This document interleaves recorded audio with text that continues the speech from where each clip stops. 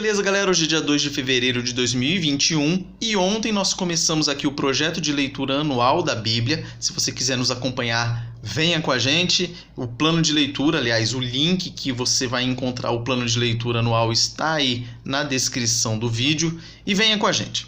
Ontem a gente fez apenas uma apresentação do livro de Gênesis, mais ou menos o que ele trata e como ele está organizado. E hoje vamos para a palavra de Deus em si.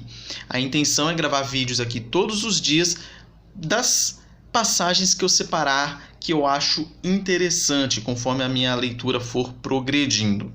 Hoje eu gostaria de falar de um movimento que vem crescendo demais aí, principalmente afetando os nossos jovens e no meio acadêmico. O nome desse movimento é evoteísmo ou evolucionismo teísta. O que significa isso? Esse movimento nada mais é do que uma tentativa de conciliação entre a fé bíblica e a ciência. O problema é que nessa queda de braço, muitas vezes a Bíblia ela é descartada e prevalece a ciência, entre aspas. Por que eu digo ciência, entre aspas? Porque a ciência não diz nada. Quem diz são cientistas. E da mesma forma que tem cientistas que defendem esse evoteísmo, da mesma maneira vai ter outros que defendem outras coisas. Mas vamos lá. Eu confesso que existem textos muito difíceis na Bíblia, porém eu reconheço que há outros que são tranquilos e fáceis de entender. E no começo de Gênesis é um desses exemplos, que é muito fácil de entender, é muito simples. Muitas vezes nós é que tentamos complicar as coisas. Mas deixa eu já deixar claro do que nós vamos tratar aqui. A respeito da criação e dos 6 dias. Será que foram literais ou será que se referem a eras, a milhares, a milhões de anos? O evoteísmo ele vai dizer que essa linguagem que está utilizada na Bíblia, dos 6 dias da criação, é uma linguagem metafórica. É apenas uma forma daquele pessoal rústico e primitivo entender o que Deus estava dizendo. Mas será que é isso mesmo? É isso que nós vamos tratar. Então, começando do início, Gênesis 1:1, você vai ter lá o seguinte: no princípio criou Deus os céus e a terra. Aqui começa a descrição da criação, como Deus fez e o que ele fez em cada um dos dias. Lá no versículo 5 vai dizer assim: chamou Deus a luz dia e as trevas noite. Houve tarde e manhã o primeiro dia. Aqui nós temos já a criação da luz e das trevas no primeiro dia. Quando o texto bíblico diz houve tarde e manhã o primeiro dia, é porque os judeus eles começam a contar o dia, na verdade, à noite, à tardezinha.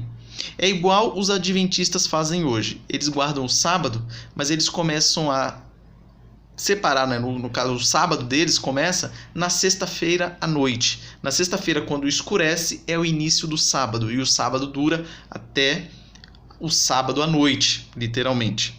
E na época era a mesma coisa. Então eles contavam ali do entardecer até o entardecer do outro dia. Mas independente disso, você percebe que tem sol, tem noite, acabou um dia. Então a contagem é proporcional, é equivalente à nossa hoje, então não tem dúvidas disso. Então aqui nós temos um texto descritivo. O povo da época não era burro, ele sabia contar as coisas, as estações do ano e tudo mais. Então, essa desculpa de que foi usado um linguajar ali metafórico, por assim dizer, não tem fundamento nenhum. Se Moisés estivesse escrito aqui, em vez de no primeiro dia criou tal e tal coisa, e tivesse dito nos primeiros 1000 anos ele criou tal e tal coisa, não teria problema nenhum, porque é isso que ele escreveu, o povo entenderia. Mas aqui ele disse no primeiro dia, e aí o povo entendeu tranquilamente. Então você percebe também no capítulo 1, lá no versículo 14, que diz assim: disse também Deus: haja luzeiros no firmamento dos céus, para fazerem separação entre o dia e a noite, e sejam eles para sinais, para estações, para dias e anos. Então você já percebe que desde o início já havia a contagem de dias, de anos, de estações. Havia contagem, o povo conseguia fazer essas contagens por meio dos corpos celestes. Então, eles conseguiam fazer essa contagem, não tem problema nenhuma dificuldade. E assim vai seguindo. Primeiro dia Deus criou tal coisa, no segundo dia, no terceiro, no quarto, no quinto, no sexto e no sétimo descansou da criação. Outro argumento para que nós defendamos que os 6 dias da criação foram literais está lá em Êxodo 20, versículos 10 e 11. Aqui nós temos a descrição aqui dos 10 mandamentos. E perceba lá quando Deus está falando para o povo separar o sábado de descanso. Mas o 7º dia é o sábado do Senhor teu Deus. Não farás nenhum trabalho, nem tu, nem o teu filho, nem tua filha, nem o teu servo, nem tua serva, nem o teu animal, nem o forasteiro das tuas portas para dentro. Aí vem, porque em 6 dias fez o Senhor os céus e a terra, o mar e tudo o que neles há, e ao 7º dia descansou. Por isso o Senhor abençoou o dia de sábado e o santificou. Perceba, porque em 6 dias fez o Senhor os céus e a terra. Aqui é bem clara a descrição. Se Deus tivesse criado tudo em 1 milhão de anos, não teria problema nenhum. Ele falaria aqui, porque em 1 milhão de anos Deus criou tudo. Mas não é isso que o texto bíblico diz. E se você começa a interpretar de forma diferente algo que é tão claro, uma descrição de 6 dias literais, você começa a perder base para todo o resto da Bíblia. Porque numa descrição tão simples assim, você conturba e começa a pensar que, na verdade, os 6 dias não eram bem assim, não eram literais, as outras partes que são um pouco mais difíceis de interpretar, aí lascou. Aí você já vai fazer uma lambança total. E qual que é a intenção? Eu tinha dito aqui no começo que eu ia falar. Qual que é a intenção desse movimento aí? É desacreditar a Bíblia. Simples assim. E começa dessa maneira. Primeiro, a pessoa desacreditando que os 6 dias da criação foram literais. A partir de então, a pessoa vai querer dizer que, na verdade, Adão e Eva eram apenas uma figura hipotética. Ali, pode ser que haviam outros que foram criados talvez antes. E aí vai começar a viajar. Vai falar que aquela descrição da criação do primeiro até o 6º dia, na verdade, é uma forma poética de dizer, pode ter sido feito através de evolução, e aí milhões de anos e foi dando origem a todas as coisas e tudo mais. Então é terrível isso. É uma progressão de problemas, a começar pela dúvida dos 6 dias da criação literal, que vai crescendo a dúvida, principalmente na cabeça dos mais jovens, até chegar num ponto que ele desacredita que a Bíblia é a palavra de Deus. E aí nós temos aí um potencial ateu surgindo.